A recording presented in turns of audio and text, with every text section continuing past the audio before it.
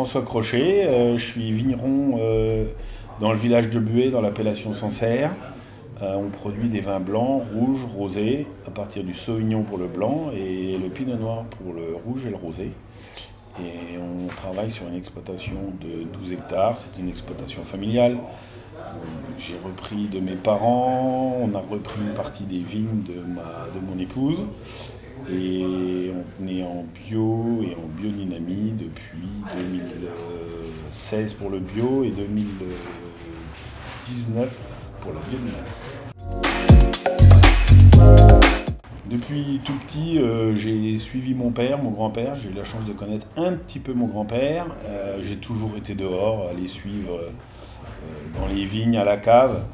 Et pour moi, c'était une suite logique. Et c'est une histoire de famille, c'est une histoire de transmission, de succession. Et je me voyais absolument pas faire un autre métier que vigneron, parce que je crois qu'on a ça dans l'ADN familial. Ouais. J'essaye toujours d'avoir en tête une devise, une phrase de Antoine de Saint-Exupéry. C'est que la terre, elle ne nous appartient pas, on l'emprunte à nos enfants. Et on essaye de mettre en avant des pratiques les plus respectueuses possibles de l'environnement, de l'homme et de ceux qui travaillent avec nous pour essayer d'avoir et de faire les choses de manière le plus simple possible. La date des vendanges, c'est à mon sens quelque chose d'extrêmement important. Il y a beaucoup de paramètres à prendre en ligne de compte. On vendange à la main, à la maison, on a toujours vendange à la main. On sait qu'il nous faut un certain temps pour passer partout, rentrer toute la récolte. Donc c'est une alchimie savante pour déterminer la date de vendange entre des prélèvements qu'on fait avec des analyses pour voir tous les paramètres analytiques des futurs mous et futurs vins. Et après, une fois qu'on a fait notre prélèvement, on laisse tous nos résultats à la maison et on va faire un tour de vigne. Et là, on goûte tous les raisins, vigne par vigne. Et on essaye de scénariser les vendanges, de mettre en scène les vendanges. Mais souvent, ça nous permet de déterminer le jour où on commence. Mais après, il y a beaucoup d'improvisation tout le long des vendanges. On a beaucoup évolué sur la vinification parce que j'avais une approche entre guillemets très scolaire, tout ce que j'ai appris à l'école, ce que mon père m'a appris, ce qu'on m'a transmis. Et aujourd'hui, on est en train de tendre de plus en plus vers une vinification naturelle, entre guillemets, c'est-à-dire une réduction des intrants. J'aime pas trop parler de vinification naturelle, parce que de toute façon, la fermentation, c'est une réaction chimique, puisque c'est la transformation du sucre en alcool sous l'effet des levures. Donc je préfère parler de vinification en réduction d'intrants, c'est-à-dire qu'on a énormément baissé nos doses de sulfite. On a même des cuvées où on a une cuvée aujourd'hui qui est sans sulfite, parce que le vin pouvait être sans sulfite. C'est pas une fin en soi, un objectif peut-être, mais pas une fin en soi. Et ensuite, on n'utilise plus de levure depuis 2019. Tout est en levure indigène, mais malheureusement, parfois, on a des arrêts de fermentation où là, on est obligé d'utiliser des levures du commerce pour relancer et toujours essayer de garder en tête d'avoir des vins les plus droits, les plus purs possibles. Et en fait, une vinification avec une diminution des intrants, mais c'est une vinification qui demande beaucoup plus de travail, d'attention, d'observation qu'une vinification classique. En quelque sorte, je redécouvre un peu mon métier, mais voilà, c'est super en fait. Alors, l'élevage des vins, pour nous, plus j'avance dans le temps, plus j'avance dans mon métier, plus je me rends compte que c'est une étape primordiale qu'on a, à mon sens, un petit peu trop laissé de côté ou bafoué, je sais pas. Donc aujourd'hui, on n'est pas bon dans l'élevage de toutes nos cuvées parce que malheureusement, notre cuvée domaine, on est sur des élevages encore trop courts aujourd'hui. Mais on est en train de travailler à faire des stocks, développer des stocks pour pouvoir avoir une mise en marché beaucoup plus tardive, donc un élevage plus long. Mais sur nos cuvées de terroir et de lieu-dit, on a réussi à se mettre en place un stock. Et là, on est sur des élevages de 18 mois, comme pour nos vins rouges.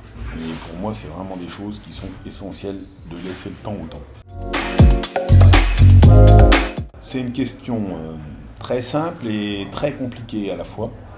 Je vais essayer d'être assez succinct. Il y a 3 grands terroirs à Sancerre. Il y a les calcaires, autrement appelés caillottes dans notre parler local, on va dire. Les argilo-calcaires, qu'on appelle nous les terres blanches ou moins jolies les grosses terres, et les silex.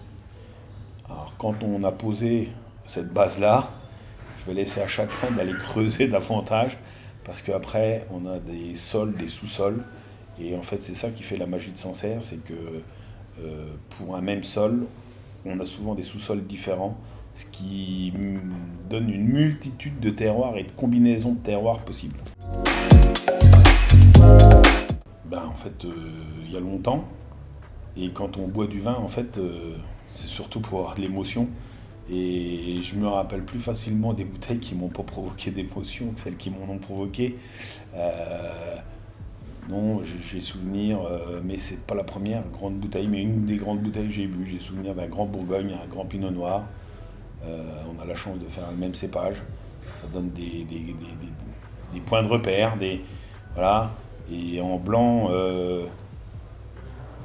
ça pouvait être en blanc. Des grands Sancerre blancs, des millésimes comme 2000, on a bu, pour moi il y avait des très très grandes choses. Donner un exemple précis, c'est un peu insultant pour tous les autres grands vins et tous les autres vins qui nous ont procuré de l'émotion. Donc c'est comme les enfants en fait, on les aime tous.